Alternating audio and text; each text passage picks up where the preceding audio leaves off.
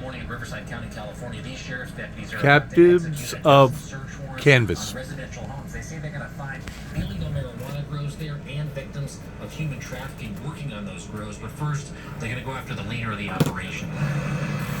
Is this person a mid-level operator? Mastermind? I would say this is a mid-level operator. We believe that the people that are ultimately in control are likely in China.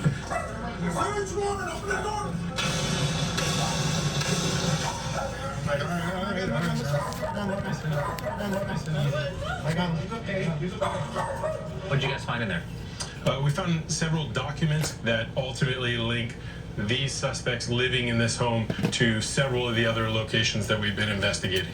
The couple's arrested, and deputies focus on the organized crime ring they say this grow appears to be a part of. We don't know how large this organization is, but we do believe that it is global to some extent. If it is so big, how come you guys are out here alone? Where's the federal government? Where's the DEA?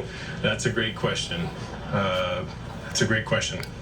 To push for answers, we met Bill Bodner, DEA's special agent in charge of Los Angeles, for an exclusive interview. In our reporting, we've seen Chinese nationals involved in the illicit cannabis trade. The law enforcement that we've been talking to says that they believe that the bosses of those operations are back in China. How is that connected to what you're seeing? The Chinese criminal organizations have such a desire for U.S. dollars in cash that they're getting into a variety of criminal enterprises to create that cash. And I'm not surprised to hear that them running cannabis grows, it's generating cash that they're then using to accomplish capital flight out of China.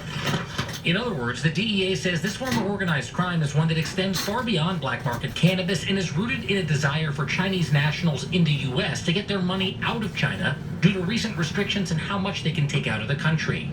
A U.S. Treasury official tells NBC News that Chinese criminal organizations are operating in the U.S. and now working with Mexican cartels by helping them launder money made from meth, fentanyl, and other drugs. They do so by loaning out the cartel's dollars to unsuspecting Chinese people living in America.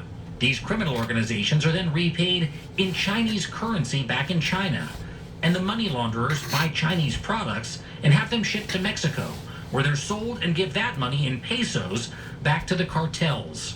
In the end, no money actually crosses international borders, and the Treasury Department says the dirty dollars are, quote, disappearing into thin air.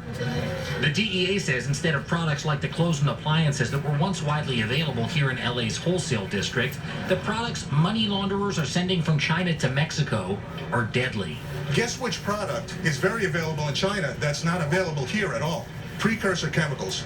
It was the synthetic drug explosion in 2015 and 2016 when this capital flight model started. Precursor chemicals were used as a way to transfer wealth. In Mexico, the precursors are made into meth and fentanyl, synthetic drugs that have caused U.S. overdose deaths to more than double since 2015. Hey, Sinaloa cartel, let me introduce you to Chinese organized crime. That's what happened. And by working together, they've been able to get millions, if not billions of dollars out of China into the United States, and they've been able to use a synthetic drug trade to do it. For you in the DEA, how do you go after stopping this from happening? Our focus is 100% Sinaloa cartel, Jalisco New Generation cartel, and it's because of this synthetic drug trade. It's like nothing we've seen before. Until then, Mexican cartels and Chinese organized crime continue to use the United States as their middleman, with no end in sight. Jacob Soboroff, NBC News. We have more to tell you about when we come back, from the iPod to the AirPod, the iMac to the Apple Watch. Will Apple's latest vision of the future change how we see virtual reality? Unbelievable. A mixed reality headset, its first new product in years. You can see, hear, and interact with digital content just like it's in your physical space. This is what it looks like. When Steve Jobs revealed the iPhone back in 2007, Apple went on to change our lives, putting social media at our fingertips and upending the music business. It released the iPad, Apple Watch, AirPods, but the company has been looking for something as transformative as the iPhone for more than a decade. Today, announcing a $3,500 headset. We believe Apple Vision Pro is a revolutionary product. The Vision Pro offering life-size video calls, lifelike app experiences, and the ability to capture and watch multi-dimensional videos. Apple now rivals with Meta and Google in this space. Mark Zuckerberg renamed his company the market leader in honor of his virtual reality ambitions and released a new VR headset last week. But the market doesn't really exist yet. While Apple sells more than 200 million iPhones each year, fewer than 9 million headsets have been sold by any company. The Wall Street Journal's Joanna Stern, a contributor for NBC News, was among the first to test drive Apple's new headset, available to U.S. customers early 2024. In comparison to other VR headsets out there, this thing is very sleek. It is very comfortable to wear. But that is in comparison to what are some pretty clunky, what I call nerd helmets.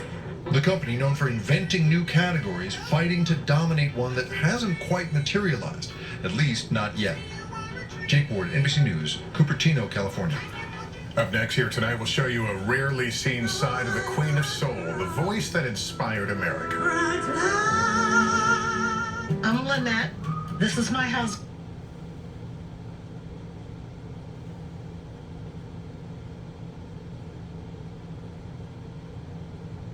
City with the Detroit Symphony.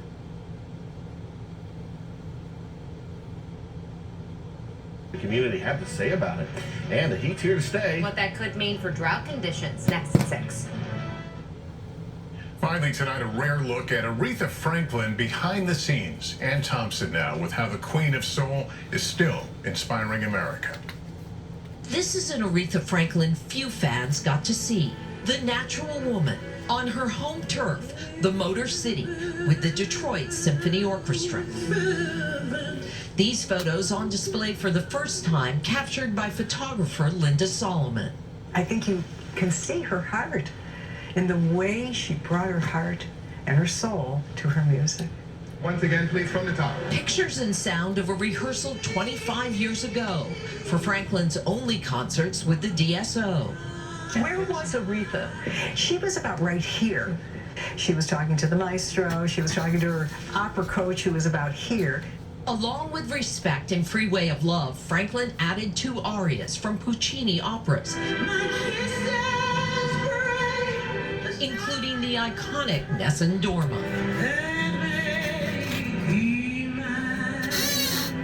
Respect from the Queen of Soul. There was never any question who was in charge, with her musical director H.B. Barnum. Wait a minute, H. Just keep turning it around. Or the symphony. Simply moving a little faster than always. The DSO marking the occasion with a tribute concert this summer and Solomon's photographs. 25 years later, what do you hope people see in these pictures? To see the emotion that she gave to her music, to her city, to her fans. That's what I want people to see. A natural star.